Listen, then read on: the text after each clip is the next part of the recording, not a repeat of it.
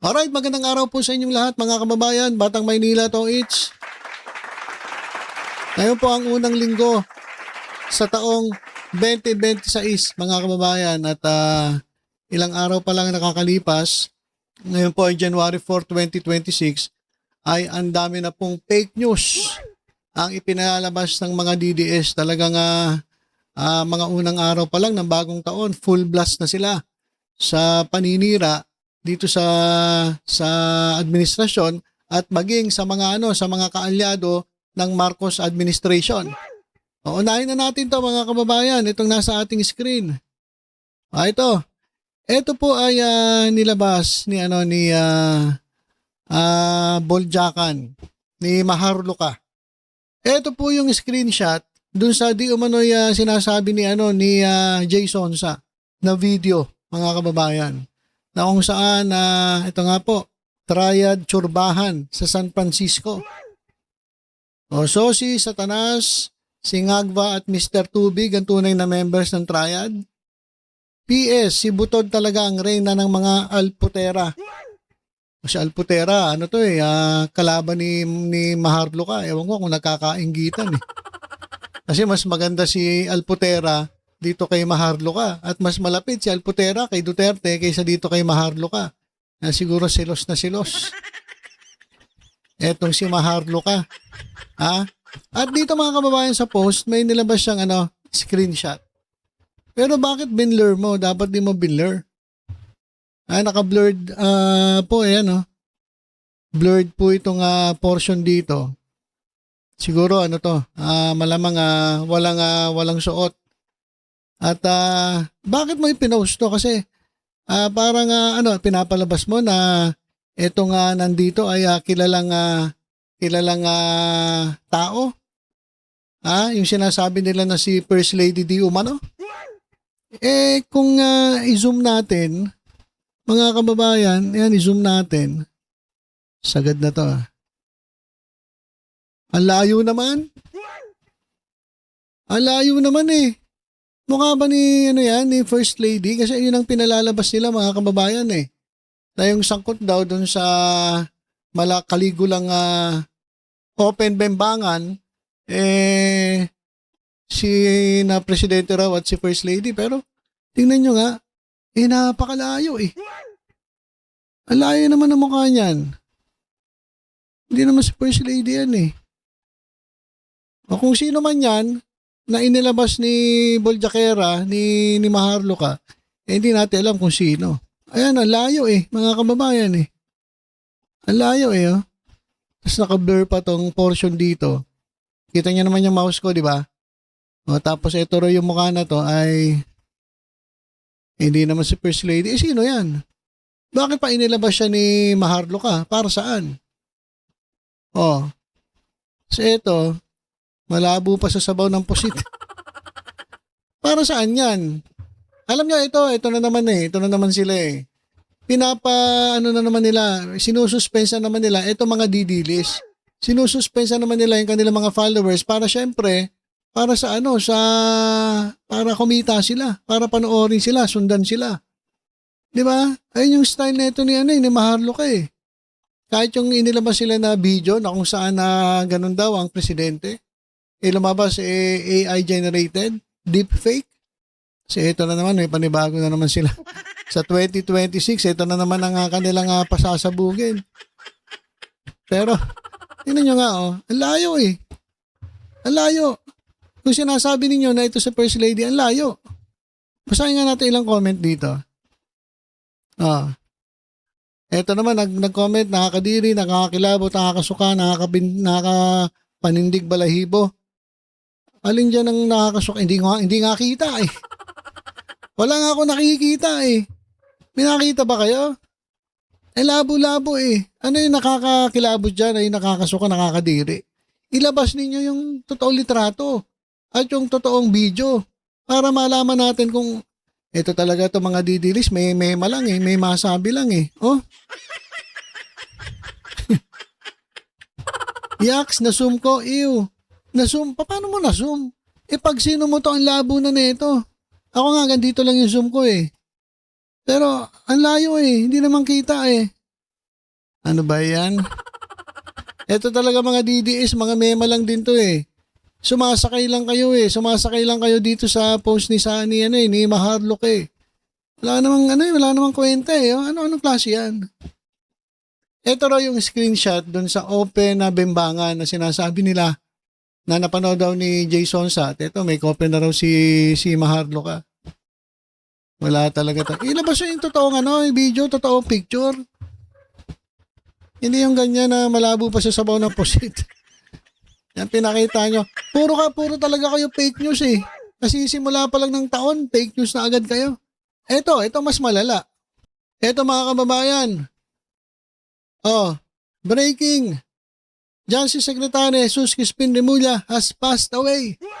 A message via phone saying his life on this very day is continued to be honored and remembered by his friends and family. Rest in privacy. No press con muna. Rest in privacy, no press con. Kumbaga iwas sa libel. Pero sinabi mo na has passed away. Ha?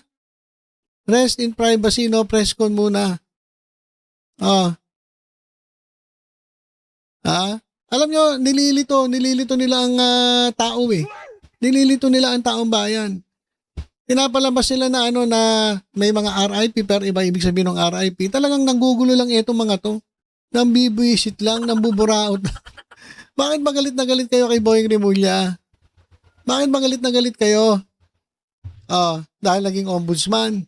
At alam nyo, dahil ang ombudsman na ito si Boyeng Remulla, delikado si Sara Duterte.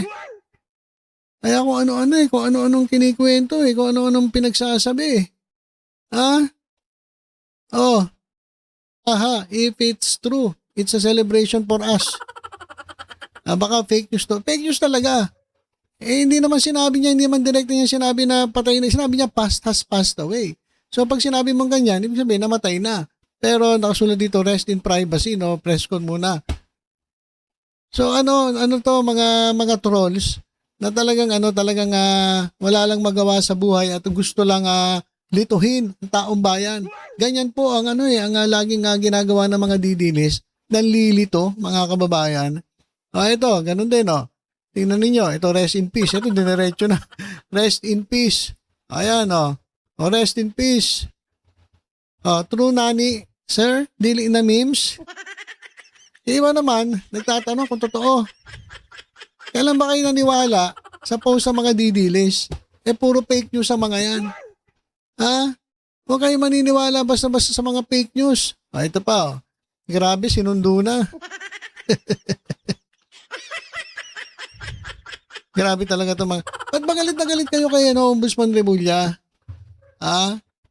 Sa bagay, alam niyo na kasi mangyayari kay Sara Duterte at naghihintay lang tayo ng mga ilang buwan at mukhang matutuluyan itong si Sara Duterte. Kaya gusto nyo, mauna na si Boyeng Remulla kaysa matuluyan si Sara Duterte. Kaya ngayon pa lang, pinapanalangin nyo na magurgor etong si Boyeng Remulla. Breaking news. Ito mga kababayan. Ito, report ng taga Mindanao. Alam niyo naman, pag taga Mindanao, maka Duterte ito. Breaking news. RIP, Justice Secretary Jesus Crispin Remulla. Nako, hindi ko alam translate nyo na lang Translate nyo na lang. Ang mipanaw na sa hinulaman niyang kinabuhi, kinahuman, ma-admit sa ginoong heart attack kagahapong adlawa. Pizza dos, nining bulan sa Enero, tuig 2026, usa ka mensahe pinaagi sa telepono na ingon nga ang iyang kinabuhi karong adlawa padayon nga gipasidungan o gihinumadoman sa iyang mga higala o pamilya na tawo siya sa tuig 1961 to 2026. Ayan mga kababayan.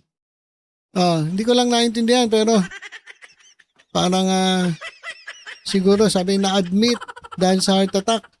Yan yung mga pinapakalat nila mga kababayan Ngayon ito, yung mga nagpakalat na ospital si Boyeng Remulla at mga nagpapakalat ngayon na yumao na o pumanaw na si Boyeng Remulla, meron kayong kalalagyan. Sabi ni Boying Rebulya mismo, dapat maparusahan etong mga troll army na nagpapakalat ng fake news. Kasi sa totoo lang hindi naman daw totoo yung sinasabi. Ito, basahin natin itong balita. Ang mga troll army na nagpakalat na na-hospital si Boying dapat maparusahan ayon din kay Boying Rimulya. Nanindigan si Ombudsman Boying Rimulya na dapat maparusahan ang mga tinawag niyang troll army na nagpakalat ng maling impormasyon na siya umano ay na-hospital. Isang balita nga mariin niyang pinabulaanan. Sa isang panayam, sinabi ni Ombudsman na malinaw na halimbawa ang insidente ng mapanirang epekto ng organized disinformation kung saan mabilis na kumalat ang haka-haka at nagdulot ng kalituhan sa publiko kahit wala naman anyang katotohanan. Tinali ka agad ako.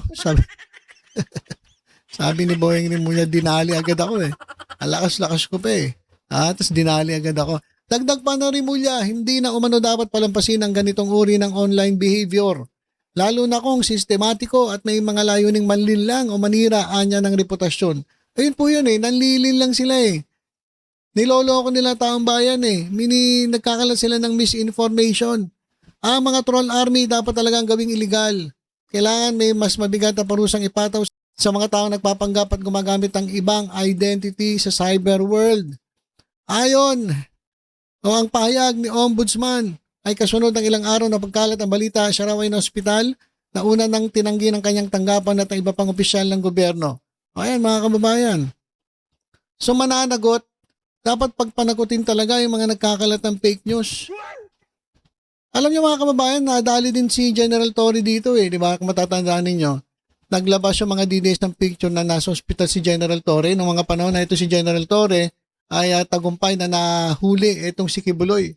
At dahil nga galit na galit sila kay Torre, naglabas ng fake news, misinformation na siya raw ay na hospital at nakarma daw. Ganito yung ginawa nila kay General Torre. Kaya tama si Ombudsman Rimulya, dapat managot ang mga gumagawa ng ganito. Yung nagkakalat ng misinformation, pero yung mabuhay ka pa, pinapatay ka na. At mas lalo na to. Ito matindi talaga mga kababayan. Ito yung matindi talaga. Ito na talaga to, harassment na talaga to, hindi na po ito nakakatuwa. Below the belt na po ito. At sana papanagot ang mga nagkakalat ng ganitong klaseng mga misinformation. Kasi kung totoo ito, ilabas nyo ng buo. Ilabas nyo na hindi pa ganyan-ganyan. Pa-screenshot lang kayo at talatang niloloko nyo lang yung inyong mga followers, yung mga DD-list. Na itong mga DD-list naman, mga tanga-tanga, hindi rin nag-iisip. Tingnan nyo nga yung mukha. Zoom ko. Bago tayo magtapos. Yan o. Tingnan nyo nga yung mukha. Ang layo-layo. Ang layo-layo kay First Lady. Palalabasin nyo sa First Lady yan. Nako naman. Gamitin nyo yung mga mata ninyo na mga kasi tinatakpan nyo yung mata ninyo eh. Yung mga tenga ninyo. Yung mga utak ninyo na kinalawang na. Gamitin nyo yan. Huwag kayong basta-basta magpapabudol, huwag kayong magpapauto, huwag kayong magpapalinlang. Dahil mukhang ito yung ginagawa ngayon ng mga DDS. Full blast na sila. Full blast kasi simula pa lang ng 2026. Full blast na sila sa paninira sa presidente, sa first lady, sa Marcos administration, maging sa mga kaalyado o mga opisyalis ng gobyerno katulad ni Ombudsman Rimulya. Susunod yan si DILG Secretary Rimulya, susunod yung iba na. So na sila, talagang malapit na kasi 2026 na 2028 mag-election na naman. So sa tingin ko hataw na sila. Full blast na yung troll army ng grupo na yan para manira dito sa gobyerno, magkalat ng fake news, lituhin ang tao. Kaya maging mapagmatsyag po tayo mga kababayan. Piliin po natin yung mga panonoodin natin. Piliin po natin yung mga paniniwalaan natin. Huwag po tayo basta-basta maniniwala sa mga vloggers ng kabilang kampo na kung saan puro fake news ang pinagsasabi at inilalabas sa social media. Mag-ingat po tayo mga kababayan. Alright, so yun lamang po. Tutok-tutok lang po dito sa Batang Maynila Toys. Sa iba pang updates, ingat po tayong lahat. God bless po.